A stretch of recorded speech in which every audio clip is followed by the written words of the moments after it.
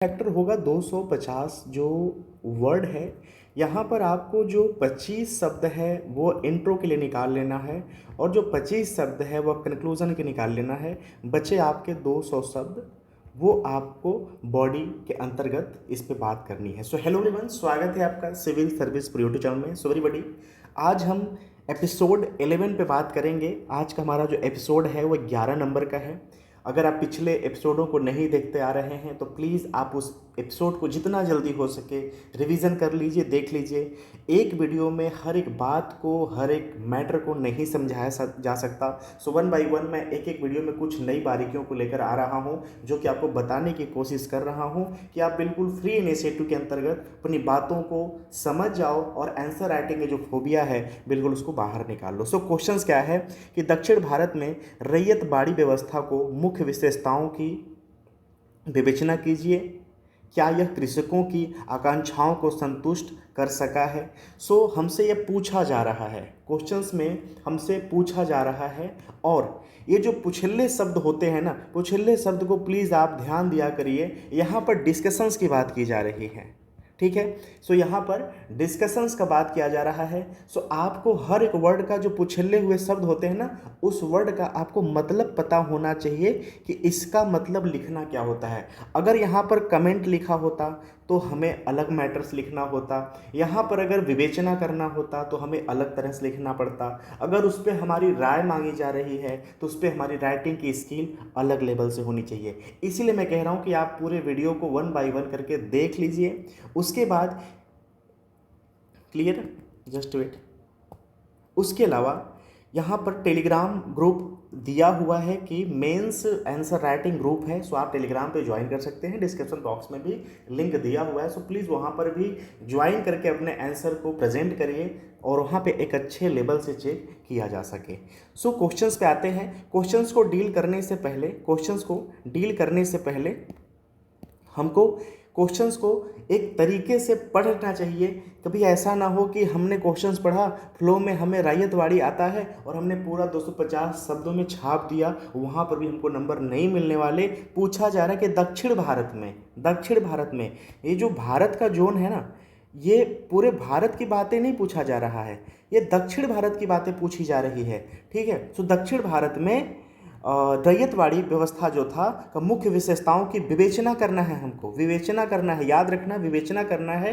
क्या यह कृषकों की आकांक्षाओं को संतुष्ट कर सका है? सो याद रखना कि हमको यहाँ पर विवेचना करना है, ठीक है। हमें यहाँ पर विवेचना करना है, ये वर्ड भी आप याद रखना। सो क्वेश्चंस का जो फॉर्मेट होता है, ठीक है, आप अपनी भाषा में इसको स्ट्रक्चर कह सकते हैं। स्ट्रक्चर में हम क्या करेंगे, पहले हम भूमिका को लिखेंगे, ठीक है। उसके बाद हम यहाँ पर बॉडी को लिखेंगे और उसके बाद यहाँ पर कंक्लूजन यानी निष्कर्ष को लिखेंगे, ठीक है। इस क्वेश्चंस के आधार से भूमिका क्या बन रहा है। सो भूमिका में हम रैयतवाड़ी व्यवस्था से शुरुआत करेंगे, ठीक है। रैयतवाड़ी व्यवस्था से हम शुरुआत करेंगे, ठीक है। दूसरा क्या करेंगे, यहाँ पर साउथ जोन को इंगित किया गया है। तो साउथ जोन में हम बात करेंगे, बोले तो मद्रास प्रेसिडेंसी के बारे में बात करेंगे, ठीक है। मद्रास प्रेसिडेंसी के बारे में बात करेंगे। बॉडी यहाँ पर दिया है, बॉडी में देखिए ये जो भूमिका है ये 25 से 30 शब्द के ऊपर नहीं जाना चाहिए। याद रखना, ये मैं हर वीडियो में बता रहा हूँ कि भूमिका 25 से 30 शब्द में नहीं जाना चाहिए, ठीक है। उसके बाद भूमिका से आपकी बॉडी बिल्कुल एक लयबद्ध दिखनी चाहिए, नहीं कि बिल्कुल अलग अलग काट के रख दिया, ठीक है। एकदम भूमिका अलग रख दिया, बॉडी अलग रख दिया, निष्कर्ष अलग अलग रख दिया और इन तीनों का आपस में कोई तालमेल ही नहीं बन रहा, तो बिल्कुल वो भी एक गलत कॉन्सेप्ट होता है। पढ़ने वाले को ये एक लिनियर फॉर्म दिखे, आपकी लिखावट में वही स्किल पैदा हो जानी चाहिए, ठीक है। बॉडी की बातें हैं तो बॉडी में क्या लिखेंगे, तो जो रैयत है उसके बारे में थोड़ा सा डीप में बात कर लेंगे।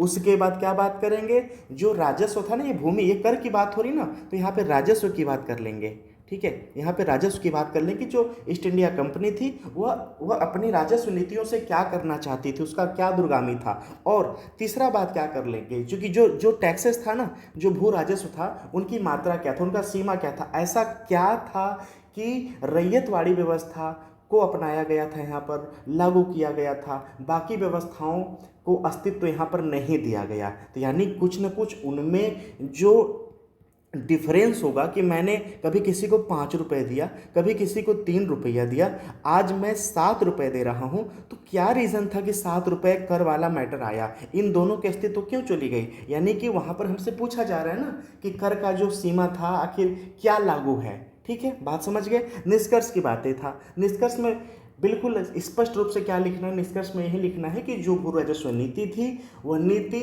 दूरगामी थी, आविष्कारी थी, लेकिन उसमें शोषण किसका हुआ? भारतीयों को हुआ। किसका इसमें विनाश हुआ? भारतीयों को हुआ। कर्ज में दब गए। ठीक है, इनके पास बिल्कुल वो आमदनी नहीं हो पाती थी कि ये पैदा करके अपने सुख के लिए, अपने ऐश्वर्य के लिए इस्तेमाल कर सके। बिल्कुल ये अंग्रेज़ों की भरपाई कर रहे थे, अंग्रेज ही बिल्कुल इनको वसूली पे लगाए हुए थे। ठीक है, फसल वाणिज्यीकरण की थोड़ी सी विविधता प्रोत्साहन की बात कर लेंगे। भारतीय अर्थव्यवस्था पे जो आर्थिक शोषण, कृषि शोषण हुआ, इस पे बात कर लेंगे बस। ठीक है, अब चलिए स्टार्ट करते हैं और क्वेश्चंस लिखते हैं। मैं उम्मीद करता हूँ अगर आप वीडियो फॉलो कर रहे हैं, चैनल फॉलो कर रहे हैं, तो आपके भी पास अभी पेन कागज उपस्थित हो चुका होगा। बिल्कुल एक अच्छे फॉर्मेशन में हम अपनी बातों को प्रेजेंट करते हैं। सो जो आंसर स्ट्रक्चर है ना, जस्ट वेट, जो आंसर स्ट्रक्चर है हमने इस पर बात कर लिया कि हमको क्या क्या लिखना है। पहले नंबर पे हमको इंट्रो लिखना है। इंट्रो में क्या लिखना है? रैयतवाड़ी व्यवस्था के बारे में बता देना है। दूसरा क्या करना है? साउथ जोन के बारे में बात करना चाह रहा है, हम मद्रास प्रेसिडेंसी की बात करेंगे क्योंकि इस योजना के तहत मद्रास प्रेसिडेंसी का रिलेशन था। ठीक है, वहाँ की बात करेंगे। सेकेंड नंबर पे हम बात करेंगे बॉडी की। ठीक है, बॉडी की। क्लियर? बॉडी में हमें क्या क्या बात करना है? रैयतवाड़ी के बारे में थोड़ा सा डीप में जाएंगे। ठीक है, राजस्व का क्या यहाँ पे योगदान था, क्या इनकी योगदान थी, और दूसरा क्या है, जो भू राजस्व था उनका सीमा क्या था, किस लेवल से वसूली की जाती थी। और जो तीसरा नंबर है वह इंट्रो का नंबर है, सॉरी कंक्लूजन का नंबर है। इसमें क्या लिखना है कि ये जो सारी व्यवस्थाएं थी, इन व्यवस्थाओं से भारत पे क्या प्रभाव पड़ा, या उस समय के भारत पे क्या प्रभाव पड़ा जब ये योजनाएं लागू की गई थी, इस पे कृषि पर क्या प्रभाव पड़ा, भारत की आर्थिक स्थिति पे क्या प्रभाव पड़ा था। क्लियर? तो एवरीबॉडी, एक भाई का मैसेज था कि मैं स्ट्रक्चर कभी कभी नहीं बता रहा हूँ, हालांकि मैं स्ट्रक्चर वर्ड इस्तेमाल नहीं करता और मैं पूरा का पूरा जो राइटिंग है वो स्ट्रक्चर बेस पे ही बात कर रहा हूँ। ठीक है, सो सॉरी, ये माई फॉल्ट है कि मैं स्ट्रक्चर वर्ड इस्तेमाल नहीं करता, अदरवाइज मैं सारे स्ट्रक्चर को ही करवा रहा हूँ। ठीक है, चलिए अब स्टार्ट करते हैं। ठीक है, अब हम यहाँ पे इंट्रो से शुरू करते हैं और आप भी इंट्रो से शुरू करेंगे अपनी बातों को। यहाँ पर एक छोटा सा बात और बताना चाहता हूँ। देखिए, मैं जो लिखता हूँ ये मैं अपनी समझ से क्वेश्चंस को ऑब्जर्व करके लिख रहा हूँ। क्लियर? आप जो लिखेंगे वो आप अपनी समझ से क्वेश्चंस को ऑब्जर्व करके लिखेंगे। किसी की राइटिंग स्किल किसी से नहीं मिलनी चाहिए, बस मेंस का क्वेश्चंस के डिमांड को आपको भरपाई करनी होती है। This is the called answer writing guidance program. Clear? आपसे जो बातें पूछी जा रही है उस बात को सेटिस्फाई कर दो आप अपने शब्दों में, अपने रीडिंग कंप्रीहेंसिव स्टाइल से। बस बात इतने पे ख़त्म है, ये कोई फोबिया नहीं है। जितना जल्दी आप इसके लिए प्रिपेयर हो जाएंगे उतना जल्दी ये जो मेंस आंसर राइटिंग का फोबिया है ना, ये आपके अंदर से निकल जाएगा। बस शुरुआत करो, आप शुरुआत करो। अगर कुछ नहीं सोच पा रहे हो तो मैं जो बोल रहा हूँ ना, आप उसी को लिखो, उसी को लिख के ग्रुप पे सेंड करो। ठीक है, तब भी आप मोटिवेट हो जाओगे और ये प्रैक्टिस करते करते बिल्कुल आप नए क्वेश्चन उठाना शुरू कर दोगे और लिखना शुरू कर दोगे और उसको चेक करना शुरू कर दोगे। ठीक है, चलिए स्टार्ट करते हैं। तो इंट्रो में हमको क्या लिखना है? देखिए, अब रैयतवाड़ी जो व्यवस्था थी ये किसने लागू किया था? जस्ट वेस्ट थोड़ा सा और समय लूँगा। देखिए, इस प्रोग्राम में आपको दो फ़ायदा हो रहे हैं। पहला फ़ायदा ये हो रहा है कि आपकी आंसर राइटिंग स्किल डेवलप दिन प्रतिदिन हो रही है। दूसरा क्या है, अभी मैं आधुनिक भारत का सीरीज चला रहा हूँ, इसमें एक अच्छे लेवल के क्वेश्चंस को आपके समक्ष लाने की कोशिश कर रहा हूँ। इससे क्या होगा, आपका जो एक कंप्रिहेंसिव स्टडी है ना वो भी प्रिपेयर हो रही है। अगर आपने ये टॉपिक पढ़ लिया है तो आपका रिवीजन हो रहा है, नहीं पढ़ा है तो मैं पढ़ा दे रहा हूँ। ठीक है, और जो प्रीलिम्स के से कंटेंट है ना वो भी निकल जा रहा है। अब जैसे पूछ लिया कि रैयतवाड़ी व्यवस्था कब आया था, किसने लाया था, तो रैयतवाड़ी व्यवस्था से किसका रिलेशंस है? टॉमस मुनरो का रिलेशंस है ना। तो यहाँ का प्रीलिम्स का मैटर बना कि नहीं बना? ठीक है, क्लियर? तो इसी हिसाब से अब रैयतवाड़ी व्यवस्था जो था, रैयतवाड़ी व्यवस्था के पहले अगर पूछ ले कि जमींदार जो थे वो आदेशिक रूप से कितना उनको अधिकार दिया गया था राजस्व वसूली का, तो क्या बताओगे? तो 1/11 था और अंग्रेजों को 10/11 था। बात समझ में आ गया? अंग्रेजों को 10/11 था और जमींदारों को 1/11 था। इन दोनों को देने के बाद जो बचता था वह किसान अपने पास रखता था, जो कि ना के बराबर बचता था। ये कि कब था? यह था आपका जब जमींदारी स्थायी बंदोबस्त था ना, तब का ये मामला था। क्लियर? चलिए अब आते हैं आंसर राइटिंग पे। लिखते हैं कि जो रैयतवाड़ी व्यवस्था था, जस्ट वेट, जो रैयतवाड़ी व्यवस्था 1792 ईस्वी में Madras presidency, just wait, Madras presidency के 12 महल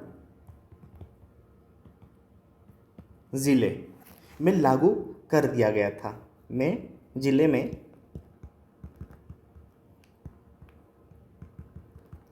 लागू किया गया था। अब यहाँ थोड़ा सा ब्रेक लेना। अब यहाँ पे और क्या लिख सकते हैं अगर आप इसको नहीं लिखना चाहते हैं तो? रैयतवाड़ी व्यवस्था, ठीक है, 1792 ईस्वी में, ठीक है, टॉमस मुनरो के द्वारा मद्रास में लागू किया गया था। अगर आपको ये जो मद्रास का जो 12 महल ज़िला है ना, अगर आपको ये नहीं रिकॉल हो पा रहा है, आपने इसको नहीं आप पढ़े हैं, रिकॉल नहीं कर पा रहे हैं, तो आप इतना भी करके निकल सकते हैं, कोई बड़ी बात नहीं है। रैयतवाड़ी का जो रिलेशंस है तो वो यही रिलेशन है जो साउथ इंडिया का रिलेशंस है यहाँ पे, तो वही दिखाया गया था कि मद्रास में इसको लागू किया गया था। किसके द्वारा? टॉमस मुनरो के द्वारा। क्लियर? टॉमस मुनरो के द्वारा। ठीक, तो आप यहाँ पे ये भी लिख सकते हैं। मैंने जैसे यहाँ पे रैयतवाड़ी व्यवस्था 1792 ईस्वी में मद्रास प्रेसिडेंसी के 12 महल, अगर आप ये कंटेंट आपको नहीं पता है तो आप इसको स्किप कर सकते हैं। ठीक है, डायरेक्ट लिख देना कि मद्रास प्रेसिडेंसी में लागू किया गया था। ठीक है, टॉमस मुनरो के द्वारा। ये आपका जो इंट्रो है वह कंप्लीट हो गया। चलिए काउंट कर लेते हैं, 1 2 3 4 5 6 7 8 9 10 11 12। देखिए 25-30 का लिमिटेशन लेकर हम चल रहे थे और हम यहाँ पर लगभग 15 शब्द में अपनी बातों को हमने कंप्लीट कर लिया। ठीक है, अब आती हैं बॉडी के अंतर्गत।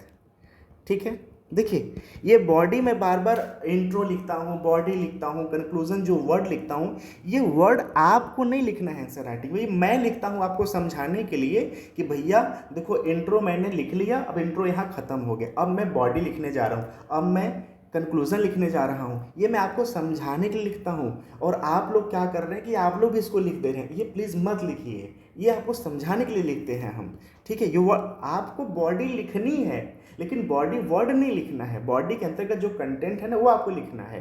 क्लियर? चलिए तो बॉडी में हम क्या लिखेंगे? क्लियर? बॉडी में क्या लिखेंगे? इसके तहत कंपनी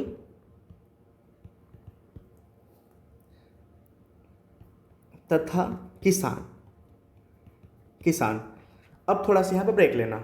कंपनी और किसान, ये जो रैयतवाड़ी व्यवस्था था क्या था? रैयतवाड़ी व्यवस्था के अंतर्गत जो रैयत होते थे, जब आप मॉडर्न इंडिया राजी वही पढ़ेंगे तो जो रैयत होते हैं, रैयत किनको कहा गया? ठीक है, रैयत किनको कहा गया? किसानों को कहा गया। ठीक है, जो प्रजा समूह थे उनको कहा गया, जो मजदूर समूह था उनको कहा गया रैयत। ठीक है, तो जो रैयतवाड़ी व्यवस्था था इसमें हुआ क्या? ये मान के चलो कि ये अंग्रेज हैं, ये जो बी है यह किसान है। ठीक है, तो अंग्रेजों ने किसानों से सीधा संपर्क साध लिया। सीधा संपर्क साधने से क्या हुआ? जो बीच का एक एजेंट था, ब्रोकर था, जो कि जमींदार नाम का था, जमींदार, इसको निगलेक्ट कर दिया अंग्रेजों ने। क्यों किया? क्योंकि इसके पहले, रैयतवाड़ी व्यवस्था के पहले स्थायी बंदोबस्त वाला नियम था। स्थायी बंदोबस्त, अंग्रेजों ने बोला था कि 10/11 भू राजस्व हमको दोगे, 1/11 अपने पास रखोगे, ठीक है। 10/11 हमें दोगे, 1/11 है भाग वह अपने पास रखोगे, जो बचेगा वह किसान अपने पास रखेगा। यहाँ पर हुआ क्या, 10/11 भाग है एक उपज का, वो तो अंग्रेजों को दे दिया करते थे वसूली करके जमींदार, लेकिन जो 1/11वां भाग है ये तो लेते थे, प्लस 1/11 से ज़्यादा वसूली करते थे। इसमें हुआ क्या कि दिन प्रतिदिन किसानों का शोषण होता गया, किसानों की स्थिति बहुत दयनीय होती गई, उपज उनका घटता गया, वह कर्ज में, साहूकारों के कर्ज में दबते चले गए, ठीक है। लेकिन दूसरा लॉस क्या हुआ कि जो अंग्रेज थे उनका राजस्व में वृद्धि ही नहीं हो रही थी। जितना 2023 में पाए, 2024 में भी वही राजस्व पा रहे हैं, 2026 में भी वही राजस्व पा रहे हैं। तो इनको ये लगा कि भाई हम तो मुनाफे के लिए यहाँ पर आए हैं और हमारा तो मुनाफा हो ही नहीं रही है, बल्कि इसमें जो जमींदार श्रेणी है वो बढ़ रहे हैं। तो इन्होंने क्या किया, स्थायी बंदोबस्त को उन्होंने ख़त्म कर दिया कि नहीं, अब तुम लोग एजेंट के रूप में नहीं रहोगे। अब क्या किया गया, अब रैयतवाड़ी व्यवस्था आया। रैयतवाड़ी व्यवस्था में क्या हुआ कि जो बीच के एजेंट नाम के जो ये जो जमींदार होते थे इनको फिनिश कर दिया गया, और यहाँ पर अंग्रेजों ने सीधा संपर्क साधा, किन से साधा, वह साधा किसानों से, ठीक है, क्लियर। तो किसान है, या इसको ब्रैकेट में आप रैयत भी लिख सकते हैं, ठीक है ना, रैयत। ओके, क्या लिखा मैंने कि इसके तहत कंपनी तथा जो किसान थे यानी रैयत थे के बीच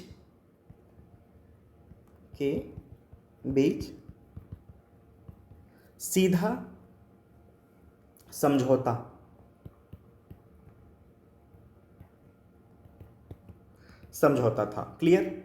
चलिए पॉइंट में है ये। नेक्स्ट पॉइंट क्या है, नेक्स्ट पॉइंट है, अक्सर देखिए लोग गलती क्या करते हैं, यहाँ पर 1 2 3 लिखने लगते हैं। देखिए जब एग्जाम में बैठोगे ना तो बहुत प्रेशर रहता है, पता चला कुछ कंटेंट को भूल जा रहे हो, और ऐसा कहीं हो गया कि आपको सिर्फ 5 ही पॉइंट याद रहे हैं, तो 1 2 3 4 5, और जो एग्जामिनर है उसको 10 पॉइंट याद है, या उसके पास जो फॉर्मेशन है आंसर का उसको 10 फॉर्मेशन है, तो बोलेगा भैया यहाँ पे तो 10 आंसर दिया गया है और आप 5 ही बातों को ख़त्म कर दिए, ठीक है। तो कहीं ना कहीं आपका इंप्रेशन खराब होगा, तो इसीलिए शॉर्ट की अपनाया जाता है, ठीक है, पॉइंट वाला, या ये पॉइंट ऐसे कर लो या एरो कर लो। इससे होता क्या है कि वो बातों को पढ़ तो लेते हैं लेकिन बाकी बातें आपका बॉडी के अंतर्गत रहती हैं, तो समझ जाते हैं कि लगता है पूरा लिखा है मामले को, ठीक है। क्यों, क्योंकि आपका जो इंप्रेसिव आंसर होती है ना, वह आपके इंट्रो से पता चल जाता है और कंक्लूजन से पता चल जाता है। बीच की बॉडी को उनको मजा आता है ना जब इंट्रो में, तभी वो पढ़ते हैं, अदरवाइज वो इग्नोर करके चल लेते हैं, ठीक है। चलिए तो लिखते हैं, ठीक है।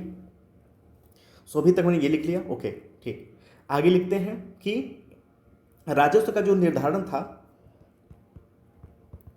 राजस्व का निर्धारण जो था, ठीक है, उसमें निर्धारण में बिचौलियों की भूमिका अब समाप्त कर दिया गया, ठीक है। यहाँ पे लिख देना, क्योंकि इसके पूर्व स्थायी बंदोबस्त में 10/11 जो भाग है अंग्रेजों को देना था, साथ ही 1/11 भाग भू राजस्व का स्वयं रखना था अंग्रेजों को, लेकिन सॉरी जमींदारों को, लेकिन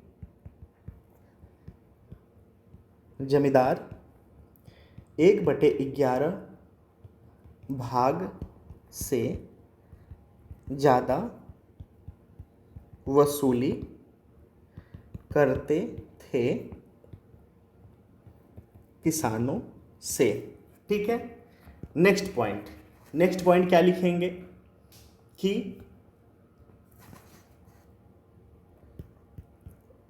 रैयत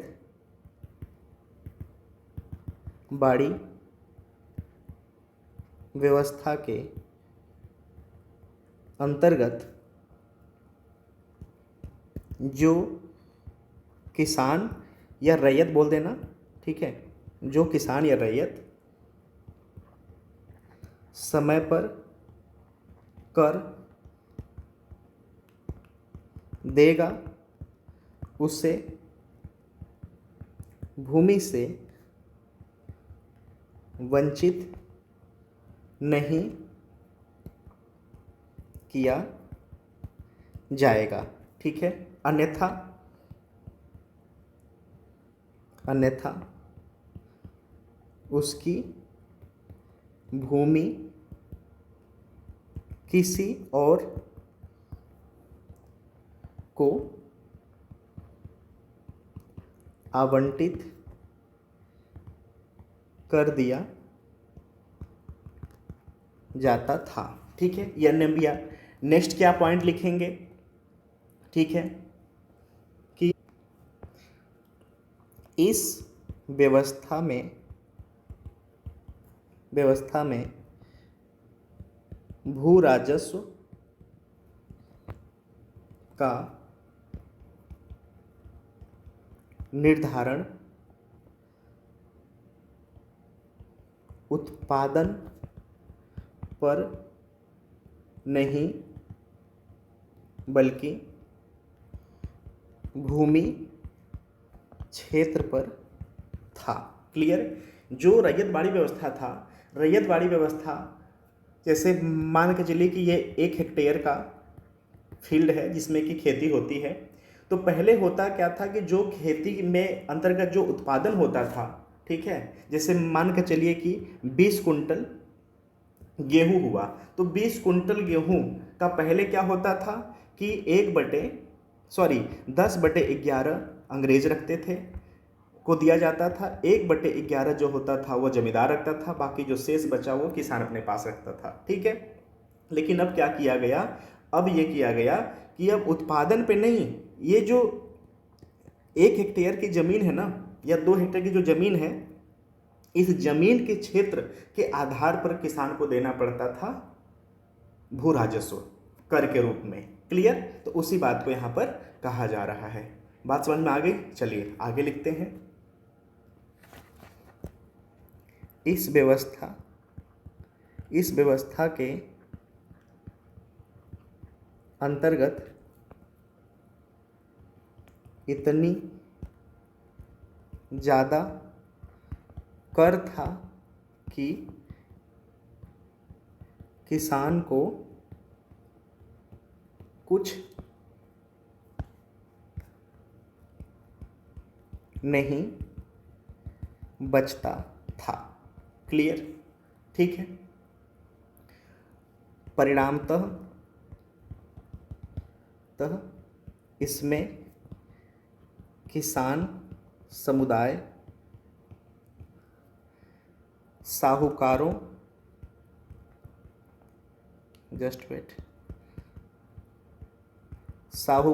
के कर्ज में दबते चले गए। ठीक है, क्लियर। और इसमें क्या लिखेंगे पॉइंट, इसमें वाणिज्यीकरण को प्रोत्साहन मिला, लेकिन किसान को मुनाफा नहीं हुआ। ये लाइन में समझा देना क्या हुआ इसमें। मतलब देखिए इसमें क्या कहा जा रहा है कि इसमें वाणिज्यीकरण को प्रोत्साहन तो मिला लेकिन किसान को मुनाफा नहीं मिला। देखिए अब क्या हुआ कि जो राजस्व है, भू राजस्व है, वह इस भूमि के क्षेत्र के आधार पर देना जाना था अंग्रेजों को। तो किसान क्या सोचे कि हम अब ये जो मोटे अनाज होते हैं, जो नॉर्मल है, चावल, गेहूँ, अब इसको यहाँ पर न बो करके हम वाणिज्यिक फसलों को बोएं, जो कि क्योंकि हमको तो देना ही क्षेत्र के आधार पर कर, ठीक है। अगर हम यहाँ पे महंगे फसल, वाणिज्यिक फसल को बोएंगे तो हमको मुनाफा ज़्यादा मिलेगा, ठीक है। तो वही बात है कि वाणिज्यिक को प्रोत्साहन मिला, लेकिन हुआ क्या कि जो भूमि थी उस पर कोई इनोवेशंस किया ही नहीं जा रहा था। भूमि के पैदावार पे, सिंचाई पे कोई पैसा खर्चा नहीं किया जाता था अंग्रेजों के द्वारा, ठीक है, जबकि राजस्व वसूला करते थे। तो यहाँ पर हुआ क्या कि परिणामतः यही हुआ कि किसान को इस वाणिज्यिकरण के प्रोत्साहन होने के बावजूद किसान को इसमें कोई फायदा नहीं हुआ था, ठीक है। बात समझ गए? तो यही बात यहाँ पर हम कहना चाह रहे थे, ठीक है। और इसमें कुछ पॉइंट क्या लिख सकते हैं कि इस पद्धति में भी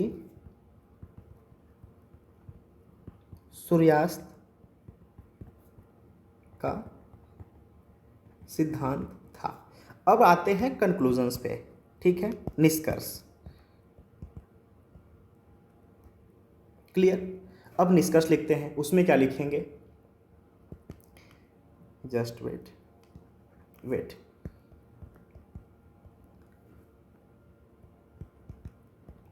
ठीक है, यानी कंक्लूजन्स। अब यहाँ पे क्या लिखेंगे कि उपरोक्त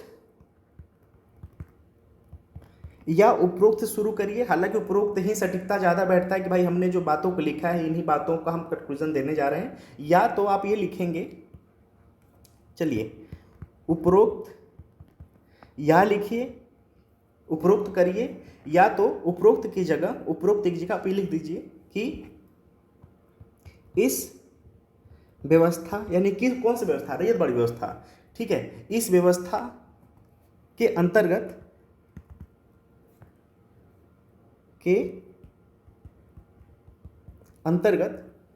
क्लियर, के अंतर्गत निसंदेह, ठीक है, निसंदेह प्रगति तो हुआ। क्यों? क्योंकि भाई वाणिज्यीकरण हुआ, ठीक है, कृषि का वाणिज्यीकरण हुआ। दूसरा क्या हुआ? जमींदारों का पतन हुआ, बिचौलियों को खत्म कर दिया गया। तो प्रगति तो हुआ, ठीक है, लेकिन अभी भी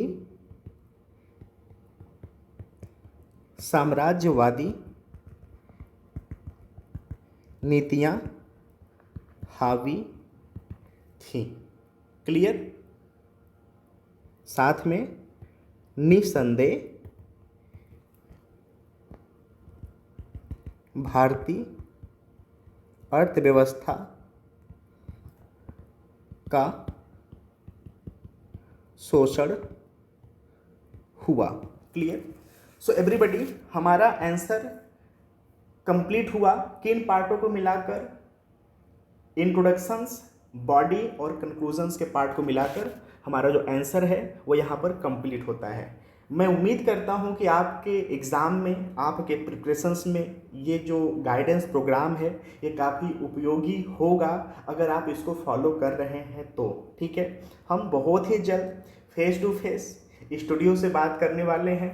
प्रिपरेशंस चल रहा है, तब तक प्लीज़ आप थोड़ा सा समझौता करिए राइटिंग से, ठीक है। अब जब इंटरेक्शन सामने से बनता है ना तो वो ज़्यादा चीज़ें सही रहता है समझने में और समझाने में, ठीक है। अभी थोड़ी सी आप समझौता कर सकते हैं, ठीक है, इस मुद्दे पे। बाकी आपको ये सीज़न कैसा लग रहा है, ये सीरीज कैसा लग रहा है, ठीक है। और यूपी आरओ एआरओ का वैकेंसीज आने वाली है। हम बहुत ही जल्द पूरी की पूरी मैराथन सीरीज़ एक नए स्टैंडर्ड, एक नए स्टाइल में लेकर आने वाले हैं। जो लोग प्रिपरेशंस में नए हैं उनके लिए भी लाभकारी होगा, जो कर रहे हैं उनके लिए भी काफ़ी लाभदायक होगा। सो चलिए फिर मिलते हैं अगले सीरीज़ में। तब तक के लिए thank you so much. Please video को देखिए, इसका नोट्स बनाइए और अपने परीक्षा में इस कंटेंट को उपयोग करने के लायक अपनी मेहनत को बिल्कुल उम्दे तरीके से बढ़ाइए। चलिए मिलते हैं फिर। Thank you so much watching.